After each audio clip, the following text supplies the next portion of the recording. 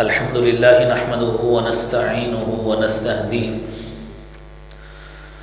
ونعوذ بالله من شرور أنفسنا ومن سيئات أعمالنا وأشهد أن لا إله إلا الله وحده لا شريك له وأشهد أن محمدا عبده ورسوله يا أيها الذين آمنوا اتقوا الله حق تقاته ولا تموتن إلا وأنتم مسلمون يا أيها الناس اتقوا ربكم الذي خلقكم من نفس واحدة وخلق منها زوجها وبث منهما رجالا كثيرا ونساء واتقوا الله الذي تساءلون به والأرحام إن الله كان عليكم رقيبا يا أيها الذين آمنوا اتقوا الله وقولوا قولا سديدا يصلح لكم أعمالكم ويغفر لكم ذنوبكم ومن يطع الله ورسوله فقد فاز فوزا عظيما اللهم صل على محمد وعلى آل محمد كما صليت على إبراهيم وعلى آل إبراهيم إنك حميد مجيد اللهم بارك على محمد وعلى آل محمد كما باركت على إبراهيم وعلى آل إبراهيم إنك حميد مجيد رب اشرح لي صدري ويسر لي أمري واحلل عقدة من لساني يفقه قولي رب زدني علما سبحانك لا علم لنا إلا ما علمتنا إنك أنت العليم الحكيم أما بعد إن أحسن الكلام كلام الله وأحسن الهدي هدي محمد صلى الله عليه وسلم وشر الأمور محدثاتها وكل محدثة بدعة وكل بدعة ضلالة الضلالة في النار أعوذ بالله السميع العليم من الشيطان الرجيم بسم الله الرحمن الرحيم ولله العزة ولرسوله وللمؤمنين ولكن المنافقين لا يعلمون صدق اللہ العظیم۔ لائق احترام بھائیوں، دوستوں، بزرگوں، حمد و ثنا، تعریف و تمہید، حمد، کبریائی، تسبیح و بڑائی اللہ احکم الحاکمین کی ذات کے لیے خاص ہے، جو خالق و ارض و سما ہے، خالق و کل شیء ہے، علیم بذات الصدور ہے، فعال لما یرید ہے، اور علی کل شیء قدیر ہے۔ درود و سلام امام کائنات، امام المرسلین، شفیع المظلمین، رحمت للعالمین، جناب محمد الرسول اللہ صلی اللہ علیہ وآلہ وسلم کی ذات اقدس پر۔ حضرات، انسان کی زندگی، جس انسان کو خالق ارض و سما نے پیدا کیا ہے، ہم اس کو ایک دنیاوی زندگی اور ایک اخروی زندگی میں تقسیم کرتے ہیں، اور حقیقتاً یہ وہی تقسیم ہے جو اللہ رب العالمین کی طرف سے ہے۔ انسان جب دنیا میں آتا ہے تو دنیا میں پیدائش کے ساتھ ساتھ اس کی جسمانی نشو و نما بھی ہوتی ہے، جسمانی نشو و نما کے ساتھ اس کی دیگر تعلیم و تربیت اور پرورش کے حوالے سے بھی اس کے والدین، اس کے اساتذہ اور اس کے رشتہ دار، تعلق دار اس کو شخص سے لے کر شخصیت بنانے کا کردار ادا کرتے ہیں، کہ صرف جوانی کے بعد اس کی حیت، اس کی شکل یا جسمانی ساخت صرف ایک جسم تک محدود نہ رہے، بلکہ تربیت اور پرورش کے بعد یہ ایسا مقام پالے اور ایسا مرتبہ پالے کہ دنیا میں ہر شخص اس کو عزت اور قدر کی نگاہ سے دیکھے۔ اور یہ وہ خواہش ہے جو ہر انسان اپنے دل میں رکھتا ہے، ہر ماں اور باپ کی یہ خواہش ہوتی ہے، ہر استاد کی یہ خواہش ہوتی ہے کہ میری پیدا ہونے والی اولاد، اس کے لیے لوگ، دنیا والے، اہل علاقہ، اہل محلہ، رشتہ دار، معاشرے کے تمام افراد اس کے لیے عزت اور احترام کا نمونہ پیش کریں۔ اور اس کے لیے آیا ہم نے وہ معاملات کیے ہوتے ہیں یا نہیں ہوتے جو عزت حقیقی کا باعث ہوتے ہیں؟ کیا ہماری تربیت اس حوالے سے ہوتی ہے؟ کیا ہم نے بچے کی تعلیم کا اہتمام اس اعتبار سے کیا ہوتا ہے کہ جس بنا پر اہل علاقہ یا معاشرے کے لوگ اس کو عزت اور قدر کی نگاہ سے دیکھیں؟ تو ہماری آج کی گفتگو کا موضوع ہی یہی ہے کہ یہ عزت کیسے ملتی ہے۔ آپ نے ابھی قرآن کریم کی سورہ منافقون کی آیت کریمہ کا ایک حصہ سنا ہے۔ اس آیت کریمہ میں اللہ رب العالمین نے فرمایا وَلِلَّهِ الْعِزَّةُ وَلِرَسُولِهِ وَلِلْمُؤْمِنِينَ وَلَكِنَّ الْمُنَافِقِينَ لَا يَعْلَمُونَ، کہ اگر عزت کی بات کرتے ہو تو سب سے بڑی عزت والی ذات وہ اللہ رب العالمین ہے۔ وہی عزتیں دیتا ہے، وہی ذلت کا باعث بھی لوگوں کو بناتا ہے۔ لوگوں کے دلوں میں ایک انفرادی شخص کی محبت کا اہتمام بھی وہی اللہ کی ذات کرتی ہے۔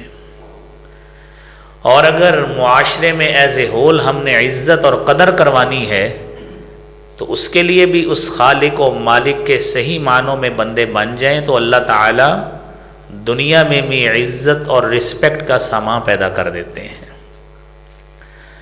قرآن کریم میں اللہ رب العالمین نے سب سے پہلے تو ہمارے دلوں میں، ہمارے دماغوں میں یہ یقین بٹھانے کے لیے کہ تم دنیاوی طور پر جتنے مرضی عزت اور ذلت کا اہتمام کر لو، یاد رکھنا یہ عزت اور ذلت دینا یہ صرف اللہ رب العالمین کا کام ہے۔ قُلِ اللَّهُمَّ مَالِكَ الْمُلْكِ تُؤْتِي الْمُلْكَ مَن تَشَاءُ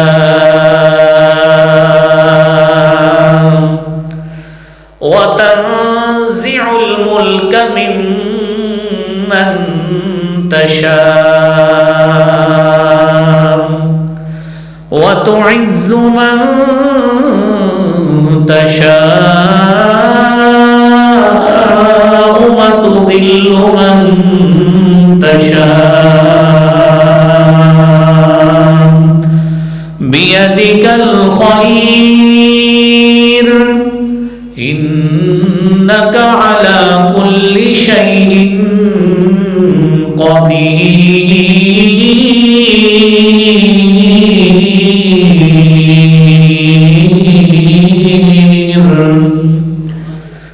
اے نبی صلی اللہ علیہ وسلم کہہ دیجئے، اے اللہ تو بادشاہت دینے والا ہے، جس کو چاہتا ہے دیتا ہے۔ دنیاوی عزت اور منقبت اور شرف اور مرتبہ، یہ عوامی ذہن یہی ہے کہ سب سے بڑی عزت وہ ہوتی ہے جو حکمران ہوتا ہے، اور حکمران بسا اوقات اپنی طاقت کے بل بوتے پر، اپنے اختیارات کو بروئے کار لاتے ہوئے جائز و ناجائز وہ عزت حاصل کر لیتا ہے، لیکن دلوں میں عزت نہیں پا سکتا۔ لیکن اللہ کہتے ہیں کہ میں مالک ہوں جو بادشاہت بھی دیتا ہے۔ وَتَنزِعُ الْمُلْكَ مِمَّن تَشَاءُ، اور وہی خالق و مالک کی ذات ہے جو بادشاہت کو چھین بھی لیتا ہے۔ وَتُعِزُّ مَن تَشَاءُ، وہ خالق و مالک جس کو چاہتا ہے عزت دے دیتا ہے۔ وَتُذِلُّ مَن تَشَاءُ، اور جس کو خالق چاہے وہ ذلیل کر دیتا ہے۔ اور یہ وہ عقیدہ اور نظریہ ہے جو عقیدہ اور نظریہ بنانے کے لیے نبی کریم صلی اللہ علیہ وآلہ وسلم نے اپنے صحابہ کرام کی تربیت بھی کی۔ آئیے سب سے پہلے اس بات کی طرف آتے ہیں کہ دنیا میں اگر عزت چاہیے تو اس میں سب سے پہلی بات ہے کہ دنیا میں اللہ کے ساتھ مضبوط تعلق قائم کیا جائے۔ وہ مضبوط تعلق کے سب سے پہلے مراحل ہیں کہ انسان کا یہ عقیدہ ہو، یقین کامل ہو کہ عزت دینے والی ذات صرف اللہ کی ذات ہے۔ قرآن کو سنیے، من كان يريد العزة فلله العزة جميعا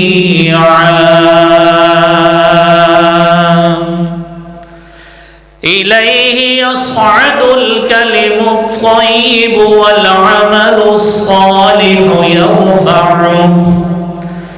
والذين يمكرون السيئات لهم عذاب شديد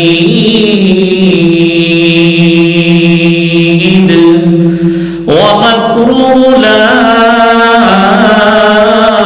أولئك هو يبور۔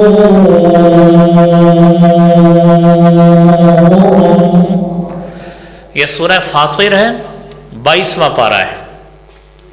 رب کائنات فرماتے ہیں من کان یرید العزہ، جو شخص عزت چاہتا ہے، دنیا اس کے پروٹوکول کا اہتمام کرے، دنیا اس کو کھڑے ہو کر ملے۔ کئی طرح کے انسان کے ذہن میں باتیں آتی ہیں، وہ ایک الگ مسئلہ ہے کہ اس کا شرعی حکم کھڑے ہونے کا کیا ہے۔ تو اس میں انسان یہ سارا کچھ چاہتا ہے، تو اللہ کہتے ہیں ان العزت للہ جمیعا، یہ ساری کی ساری عزت اللہ رب العالمین کے لیے ہے۔ سب سے بلند ذات ہی وہی ہے، وہ خالق و مالک اتنے مرتبے والا ہے، اتنی عظمت والا ہے، جو بھی ملے گا اس کے در سے ملے گا۔ انسان اپنے طور پہ جتنا مرضی کچھ کر لے وہ لوگوں کے دلوں میں عزت نہیں پا سکتا۔ نبی کریم صلی اللہ علیہ وسلم نے اپنے صحابی عبداللہ ابن عباس رضی اللہ تعالی عنہما کی تربیت فرمائی۔ عبداللہ بن عباس نبی کریم صلی اللہ علیہ وسلم سے تقریباً 50 سال چھوٹے تھے، آپ کے چچا کے بیٹے ہیں حضرت عباس رضی اللہ تعالی عنہ کے۔ تو آپ علیہ الصلوۃ والسلام کافی چھوٹا ہونے کے ناطے سے ان کو یا غلام کہہ کے پکارا کرتے تھے، یعنی اے بیٹا۔ آپ نے ایک حدیث میں جو جامع ترمذی میں حدیث موجود ہے اس میں کافی ان کو نصیحتیں فرمائی، اس میں سے جو ہمارے موضوع سے متعلق ہے وہ بات سمجھیے۔ کہنے لگے وَاعْلَمْ، بیٹا سمجھ لو، أَنَّ الْأُمَّةَ لَوْ اجْتَمَعَتْ عَلَىٰ أَن يَنْفَعُوكَ بِشَيْءٍ لَن يَنْفَعُوكَ إِلَّا قَدْ كَتَبَ اللَّهُ لَكَ۔ بیٹا ایک بات ہمیشہ ذہن میں رکھنا، یہ تربیت نبی کریم صلی اللہ علیہ وسلم فرما رہے ہیں کہ اگر ساری دنیا مل کر اس بات پہ اکٹھی ہو جائے کہ ہم نے تجھے عزت دینی ہے، ہم نے تجھے فلاں منصب دینا ہے، فلاں مقام دینا ہے، تو دنیا میں شاید انسان جائز و ناجائز کر کے حاصل کر لے، لیکن اللہ کے ہاں اگر عزت ملے گی تو اس یقین اور عقیدے کے ساتھ ملے گی کہ لن ينفعوك الا قد كتب الله لك۔ عزت کا اہتمام اور نفع کا اہتمام وہی ہوگا جو اللہ نے آپ کے لیے لکھ دیا ہے، اس سے ہٹ کر آپ کو کچھ بھی نہیں مل سکتا۔ اور ساتھ ہی یہ بھی کہا کہ بیٹا اس کے الٹ بھی بات ذہن میں رکھیے کہ ساری امت ان الامت لو اجتمعت علی ان یضروک بشیء، کہ ہم نے تجھے نقصان پہنچانا ہے، ہم نے تجھے بادشاہت سے اتارنا ہے، ہم نے تجھے فلاں منصب سے اتارنا ہے، فلاں مقام جو معاشرے میں اللہ نے تجھے دیا ہے ہم نے وہ تیرے پاس رہنے نہیں دینا۔ لن یضروک الا قد کتب اللہ لک، یاد رکھنا کہیں دنیا کو دیکھ کر دھوکے میں نہ آ جانا، یہ جو ہوگا اگر اللہ نے آپ کی قسمت میں لکھا ہے، لن یضروک الا قد کتب اللہ لک، ملے گا وہی جو اللہ نے آپ کی قسمت میں لکھا ہے، اس کے علاوہ آپ کے مقدر میں کچھ بھی نہیں آ سکتا۔ اور نبی اکرم صلی اللہ علیہ وسلم نے اپنے دوسرے صحابی کی تربیت فرمائی، اور یہ تربیت کا وہ پہلو ہے جو ہم میں سے ہر شخص کو یہ مد نظر رکھنا چاہیے۔ وہ کیا ہے؟ انسان کی فطرت ہے وہ ہر جگہ پہ عزت چاہتا ہے، لوگ اس کے لیے اچھے بول بولیں، تعریفی کلمات، اپریسیشن کے کلمات بولیں، ہر شخص کی یہ جبلتی فطرتی خواہش ہے۔ تو آپ صلی اللہ علیہ وسلم نے اپنے صحابی کو کہا تھا وَاعْلَمْ أَنَّ شَرَفَ الْمُؤْمِنِ قِيَامُ اللَّيْلِ، میرے صحابی اگر شرف چاہتے ہو، اگر عزت چاہتے ہو، اگر مقام چاہتے ہو، معاشرے میں عظمت اور منقبت چاہتے ہو، اگر اپنا سٹیٹس ڈیولپ کرنا چاہتے ہو اور ایک خاص منقبت کو حاصل کرنا چاہتے ہو، تو یاد رکھنا ان شرف المؤمن قیام اللیل، اگر اللہ کے ہاں عزت چاہیے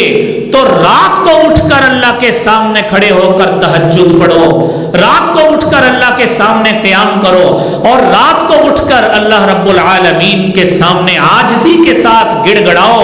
گریہ زاری کرو، اللہ کے ہاں آپ کی عزت ہوگی۔ اور اگر لوگوں کے ساتھ عزت چاہتے ہو اور امنگ دا پیپل آپ کو عزت چاہیے، سوسائٹی کے اندر، معاشرے کے اندر عزت چاہیے،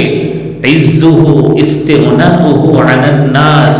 آپ کو عزت ملے گی اس بنیاد پر ملے گی، لوگوں کی جیبوں پر نظر رکھنا چھوڑ دو،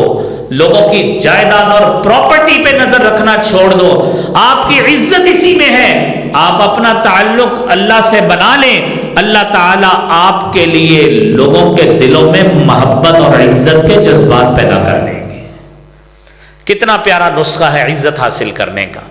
اس کے لیے پھر اہتمام نہیں کرنے پڑتے، اس کے لیے لابنگ نہیں کرنی پڑتی، جس طرح سرکاری آفیسز میں اپنی پوزیشن کو بہتر بنانے کے لیے، اور یہ صرف سرکاری نہیں، پرائیویٹ آفیسز میں بھی کوئی ایگزیکٹو جو ڈیزیگنیشن ہولڈر ہے یا کوئی اچھی پوزیشن پہ مالک بیٹھا ہے، وہ اپنی حالات کو خود سمجھتا ہے ٹھیک نہیں ہے، اپنی عزت بنانے کے لیے انویسٹمنٹ شروع کرتا ہے، کس کو پروموشن کا لالچ دیتا ہے، کسی کو انکوائری سے بچانے کا لالچ دیتا ہے، کسی کو کسی طرح کا لالچ دیتا ہے کہ لوگ میرے بارے میں اچھے کلام بولیں، اچھے لفظ بولیں اور اچھے جذبات کا اظہار اپنی زبان سے کریں۔ یہ نسخہ میرے بھائیوں اللہ رب العالمین کے رسول جناب محمد الرسول اللہ صلی اللہ علیہ وآلہ وسلم نے بتا دیا ہے کہ اگر آخرت میں عزت چاہیے، اللہ کے ہاں دنیا میں بھی عزت چاہیے کہ اللہ آپ کی عزت کروائیں، تو اللہ سے تعلق جوڑ لو، رات کو اٹھ کر رب کے سامنے کھڑے ہو جانا۔ اگر دنیا میں عزت چاہیے تو لوگوں کے حالات سے کنارہ کشی تھوڑی سی اختیار کرو، اپنی عبادت پہ توجہ دو اور اللہ کے ساتھ تعلق کو اسٹیبلش کرنے میں توجہ دو، اللہ سے مانگنے میں توجہ دو، اللہ سے سوال کرنے پہ توجہ دو اور فوکس کرو، کنسنٹریٹ کرو، اللہ تعالیٰ از خود تمہاری محبت لوگوں کے دلوں میں پیدا کر دیں گے۔ میرے بھائیوں، دنیا میں عزت کیسے ملتی ہے؟ اس کے لیے ایمان کامل بھی چاہیے۔ یہ وہی بات ہے جس کو آپ نے آیت کریمہ شروع میں بھی سنی، اور سورہ منافقون میں اللہ تعالیٰ نے 3 درجات، 3 مختلف لوگوں کے 3 مختلف بتائے ہیں۔ وَلِلَّهِ الْعِزَّةُ وَلِرَسُولِهِ وَلِلْمُؤْمِنِينَ وَلَكِنَّ الْمُنَافِقِينَ لَا يَعْلَمُونَ۔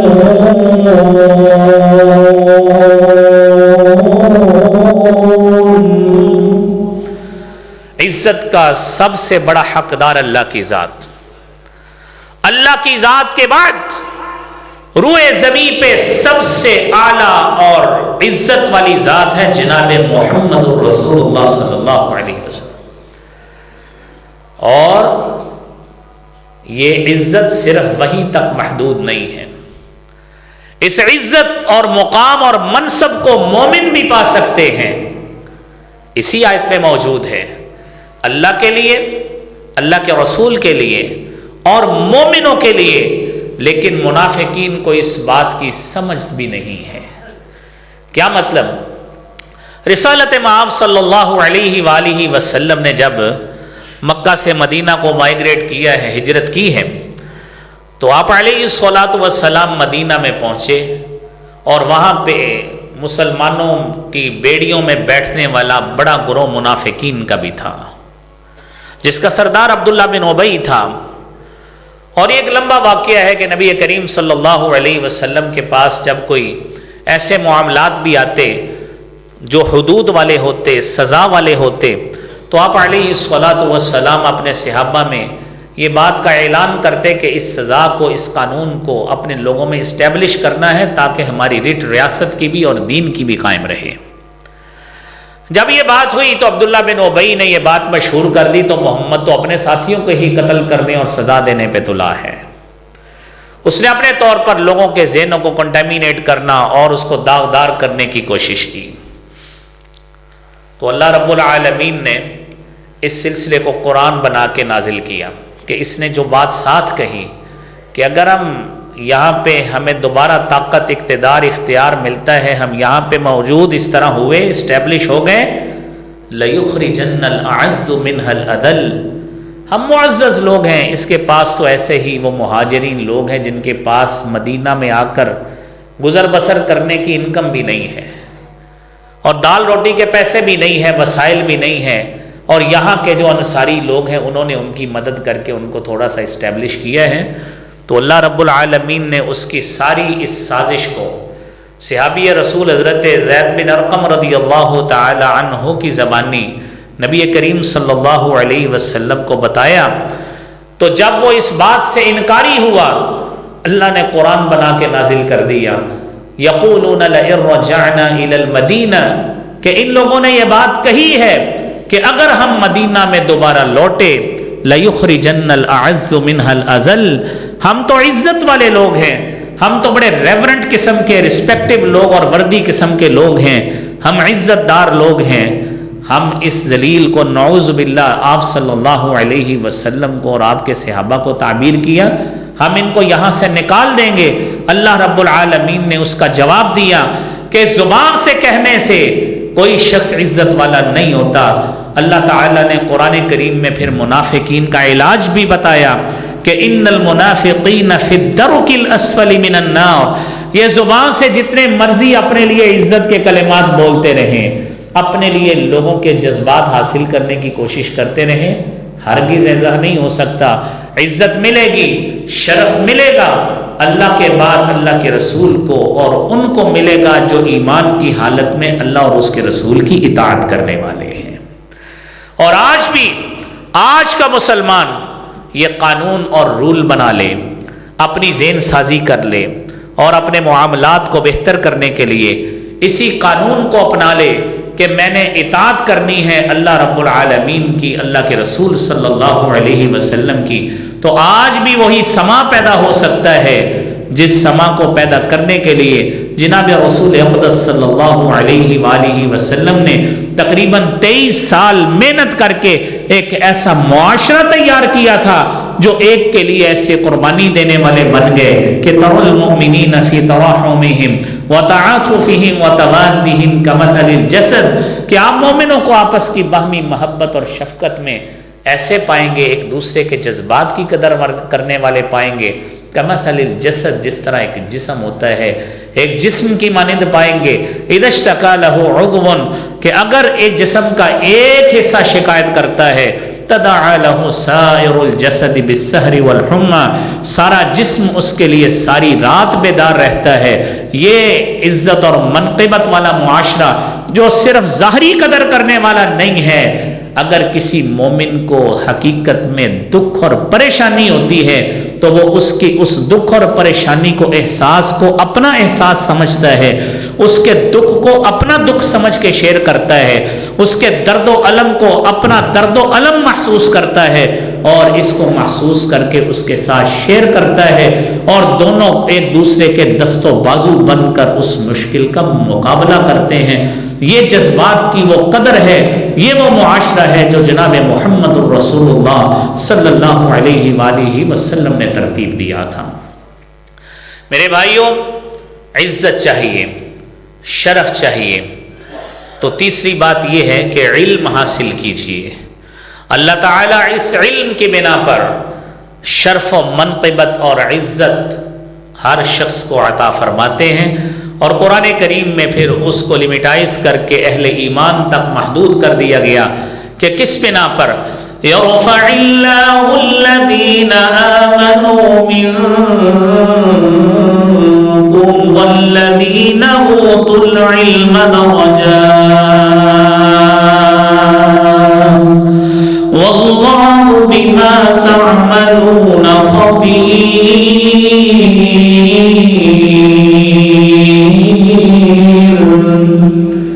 اللہ رب العالمین درجات کو بلند فرماتے ہیں۔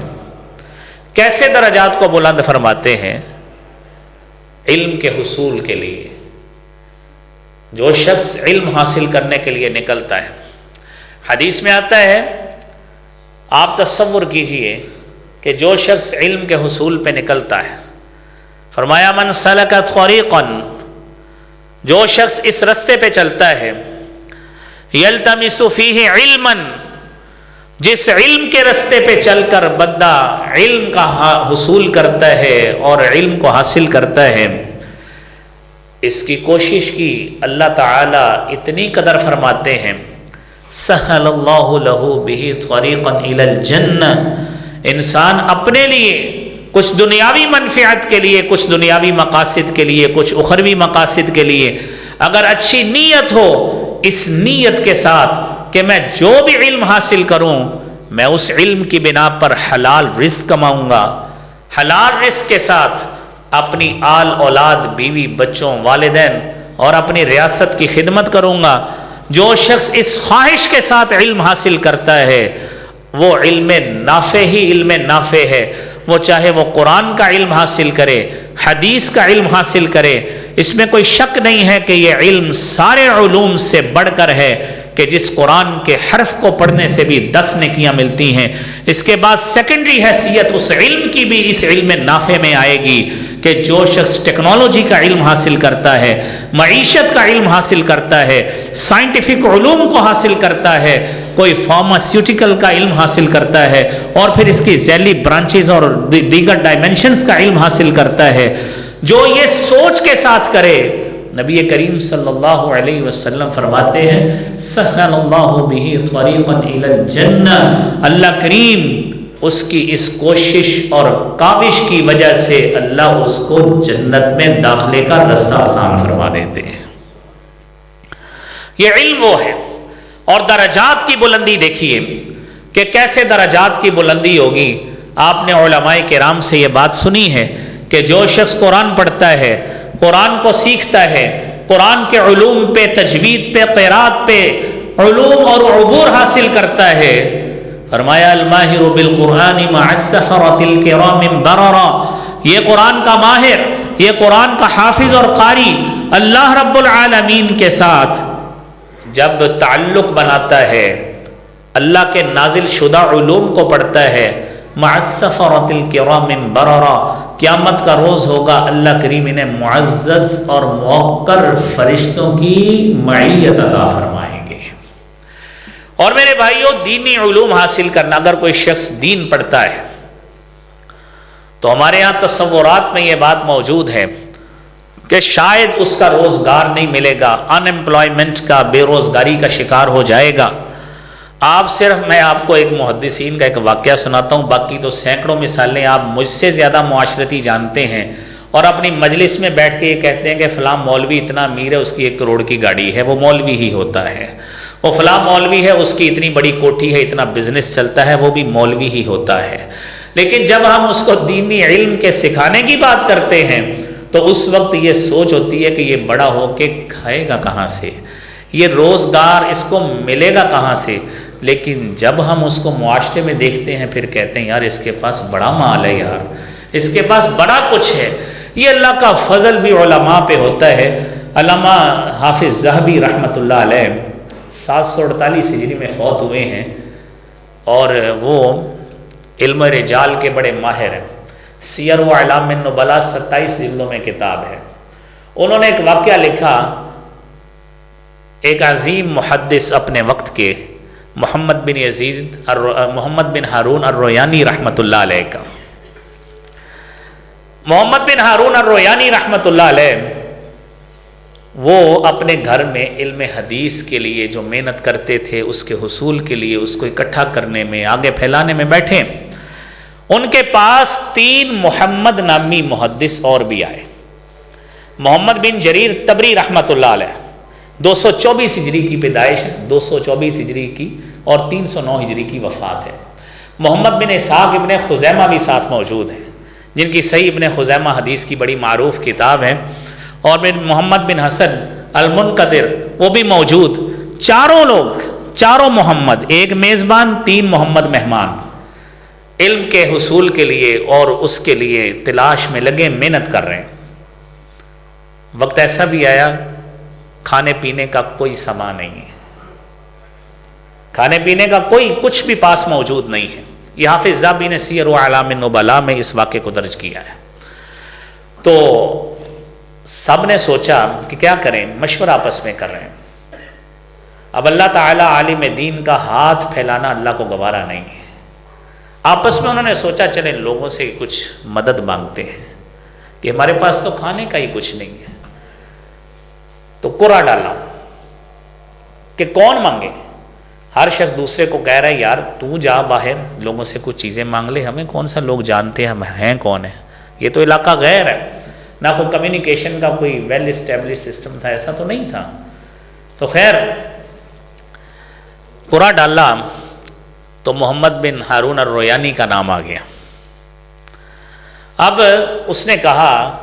محمد بن ہارون الرویانی کہتے ہیں کہ میں مانگنے تو جاتا ہوں لیکن مجھے پہلے 2 نفل پڑھ لینے دیں۔ یہ علماء کا، محدثین کا طریقہ ہے کہ علم حاصل کرتے ہیں تو اللہ تعالیٰ عزت اور شرف کیسے عطا فرماتے ہیں۔ نوافل پڑھے، دعا اللہ تعالیٰ سے کی، ابھی رکعتیں پوری نہیں ہوئی، رکعتیں پوری نہیں ہوئی، سلام نہیں پھیرا، دروازہ کھٹکھٹایا۔ ایک شخص باہر جاتا ہے، جا کے دیکھتا ہے باہر ایک شخص کھڑا ہے جو 4 سونے کی اشرفی کی تھیلیاں لیے موجود ہے،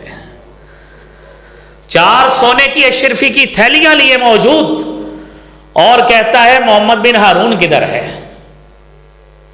اس کو کہا وہ تو نماز میں مشغول ہے۔ کہنے لگا مجھے بادشاہ وقت نے بھیجا ہے کہ یہاں پہ 4 محمد نامی شخص ہیں، ایک ایک کا اس نے نام لیا کہ یہ ساری ایک ایک تھیلیاں ان 4 محمد نامی اشخاص کو دے دو، ان کی مدد ہو جائے گی۔ اللہ رب العالمین ایسے بھی مدد فرماتے ہیں۔ اور یہ وہی محمد بن جریر طبری ہیں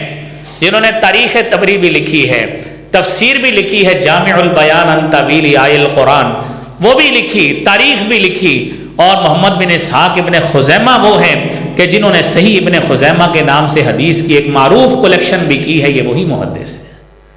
آج کتنی عزت کے ساتھ، کتنے شرف کے ساتھ ہم ممبر رسول پر ان کا نام کا ذکر کر کے آپ احباب کو ان کی فضیلت سنا رہے ہیں۔ یہ وہ محبت ہے، یہ علماء کی محبت ہے، اور علماء کی دین کے ساتھ محبت ہے کہ اس دین کی کلیکشن کے بعد، دین کی خدمت کے بعد جو اللہ تعالیٰ نے ان کا مقام و مرتبہ لوگوں کے دلوں میں ڈالا ہے، اس کا اظہار ہم آج عملی طور پہ دیکھ رہے ہیں۔ دنیا میں عزت اس طرح ملتی ہے۔ اور بھائیوں، اگلی بات، عزت چاہیے تو اللہ رب العالمین کے رستے میں جہاد کرنا بڑی عزت کا باعث ہے۔ وہ کیسے؟ نبی کریم صلی اللہ علیہ وآلہ وسلم نے فرمایا، آپ نے فرمایا اذا تبایعتم بالعین، جب تم بیع نہ کرنے لگ جاؤ، وَأَخَذْتُمْ أَذْنَابَ الْبَقَرِ، اور تم گایوں کی دمیں پکڑنا شروع کر لو، تھام لیں گے، جب گاؤں کی دمیں پھاڑ لیں گے، تھام لیں گے۔ وَرَضِيتُمْ بِالزَّرْعِ، اور تم اپنے کام کاج میں اتنا مگن ہو جاؤ گے کہ تم اپنی زراعت پر، کھیتی باڑی پر خوش اور راضی ہو کہ بڑا مال آ رہا ہے، بڑی دولت آ رہی ہے۔ سلط اللہ علیکم ذلًا، جب تم اپنی تجارت پہ راضی ہو کر اللہ کے دین کو اور اس کی سربلندی کے لیے کیے جانے والے کام کو بھول جاؤ گے، سلط اللہ علیکم ذلًا، پھر اللہ کریم تمہارے اوپر ایسی ذلت مسلط کر دیں گے، حتی ترجعوا الی دینکم، اور جب تک تم اس دین کی بڑھوتری کے لیے، اس کی سربلندی کے لیے دوبارہ رجوع نہیں کرتے، یہ ذلت تمہارے اوپر ایسے ہی مسلط رہے گی۔ تصور کیجئے، کیا ہم تجارت میں اتنے مگن تو نہیں ہیں کہ نمازیں بھی گئیں، جمعے بھی گئے، ہمارا صدقہ و خیرات روٹین سے کرنا وہ بھی گیا، ہم مال پہ اتنے حریص ہو گئے کہ غریب کو بھی دھتکار دیا۔ اور قرآن کریم نے اسی بات کی طرف اشارہ کیا ہے نا، لا تجعل يدك مغلولة إلى عنقك ولا تبسطها كل البسط فتقعد ملوما محسورا۔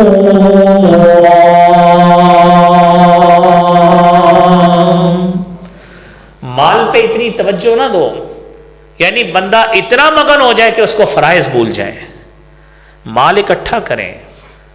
جتنا جائز طریقے سے ہو سکتا ہے کریں، لیکن اتنا مگن مت ہو جائیں کہ آپ کا دین پیچھے چلا جائے، نمازیں پیچھے چلی جائیں، اور مال کلیکٹ کرنے میں لا تجعل یدک مغلولہ، ہاتھ بھی پھر گردن سے بندھا ہے کہ بندہ بس کلیکٹ کرنے میں، جمع کرنے میں لگا ہے، نہ کسی غریب کا احساس ہے، نہ فقیر اور یتیم کا احساس ہے، نہ کسی نادار آدمی کا، نہ کسی ڈیزرونگ پرسن کا احساس ہے۔ جب یہ کیفیت ہوگی تو نبی کریم صلی اللہ علیہ وسلم نے فرمایا ایسی ذلت مسلط ہوگی کہ جب تک تم اپنے اس عمل سے توبہ تائب ہو کر دین کی سربلندی کے لیے کام نہیں کرو گے، یہ ذلت تم پر ایسے ہی مسلط رہے گی۔ یہ میرے بھائیوں، یہ آپ عزت کے اسباب سن رہے ہیں۔ اب عزت کیسے ملے گی؟ انہی چیزوں کو حاصل کر کے جنہیں ہم نے کھو دیا ہے۔ آپ نے ابتدا میں بات سنی کہ رات کا قیام کیجیے، اللہ بڑا عزت فرماتے ہیں، اللہ آپ کی بڑی قدر کروائیں گے، اللہ آپ کے اوپر بڑا فضل فرمائیں گے، دنیا بھی آپ کے گن گائے گی، دنیا کے دلوں میں بھی اللہ تعالیٰ آپ کی محبت ڈال دیں گے۔ اور اگلی بات میرے بھائیوں کہ اگر عزت چاہتے ہو، عفو و درگزر کا دامن ہاتھ سے نہ چھوڑنا۔ دنیا میں آپ پر بہت سے ایسے لوگ ہوں گے جو زیادتی بھی کرنے والے ہوں گے، آپ کے ساتھ معاملات کو تہ و بالا کرنے والے بھی ہوں گے، آپ کو پریشان بھی کریں گے، بڑے معاملات اپ ڈاؤنز جو ہے نا وہ معاشرے میں آتے ہیں، اور یہ آپ کی خاندانی زندگی الگ ہے اور جو ازدواجی زندگی ہے وہ الگ ہے، آپ کی سوشل لائف الگ ہے، آپ کی بزنس کی لائف الگ ہے، اور اگر آپ کسی اور ساتھ فیلڈ سے اور عہدے سے بھی متعلق ہیں تو وہاں کی زندگی الگ ہے، ہر جگہ کے مسائل الگ الگ ہیں۔ کسی جگہ پر کوئی شخص آپ کے خلاف اونچا بولے گا، کوئی شخص آپ کو گالی بھی دے سکتا ہے، حتیٰ کہ آپ ٹریفک پہ گاڑی چلاتے ہیں، روڈ ایکسیڈنٹ بھی ہوگا، تھوڑی بہت گاڑی کو خراش بھی آئے گی، جس مالک نے اتنے لاکھوں کا آپ پہ فضل کیا ہے وہاں پہ چند 100 روپوں کی خاطر اتر کر گالیاں دینا مت شروع کر دیجیے، عفو و درگزر سے بھی کام لیجیے۔ کسی نے غلطی کر لی، دنیا میں ہمارے جو معاشرے کا رواج ہے وہاں پیسے پوسے کوئی نہیں دیتا، آپ اس کا تجربہ بھی کر لیں، وہ رولا ڈال کے نکل جائے گا، لیکن اگر وہی ہم یہ سمجھ دیں کہ ہم نے اللہ کے لیے اس کو معاف کر دیا، اور یہ معافی کا یہ ایک چھوٹا سا ایک لیول ہے۔ دنیا میں انسان کا سب سے بڑا ایسٹ اس کی جان ہوتی ہے، اس کے اعزاء و اقرباء کی، اس کے والدین کی، اس کے رشتہ داروں کی جان کی قیمت اللہ رب العالمین نے بہت بڑی رکھی ہے، اور مقاصد شریعہ میں سب سے پہلے اولین درجہ میں یہی بات کہی گئی ہے کہ جان کا تحفظ، مال کا تحفظ، عزت کا، عقل و نسل کا تحفظ، دین کا تحفظ، یہ ہر شخص پر لازم ہے کہ وہ دوسرے کے لیے اس چیز کا اہتمام کرے۔ لیکن اگر کوئی شخص کسی کو قتل کر دیتا ہے، دنیا کا سب سے بڑا نقصان انسان کا وہی ہے جب اس کی یا اس کے اعزا و اقربا کی جان چلی گئی۔ قرآن کریم نے وہاں پہ بھی حکم کیا دیا ہے، وَلَكُمْ فِي الْقِصَاصِ حَيَاةٌ يَا أُولِي الْأَلْبَابِ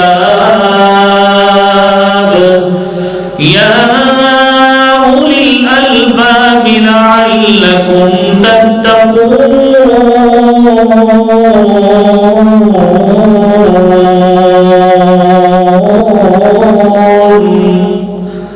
تمہارے لیے قصاص میں زندگی رکھی گئی ہے۔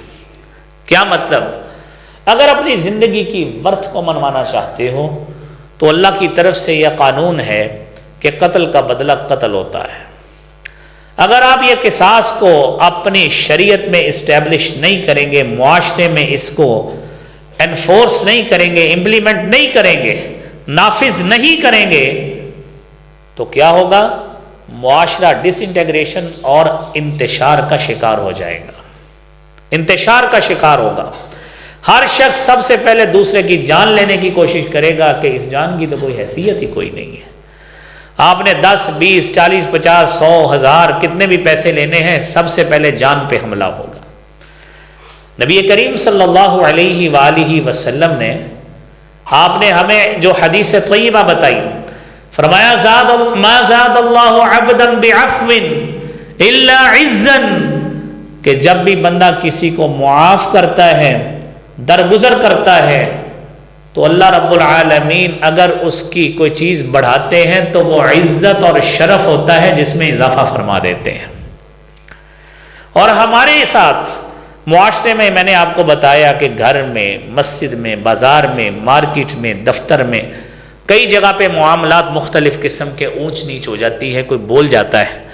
تو مومن کا کام یہ ہے عفو و درگزر سے کام لے۔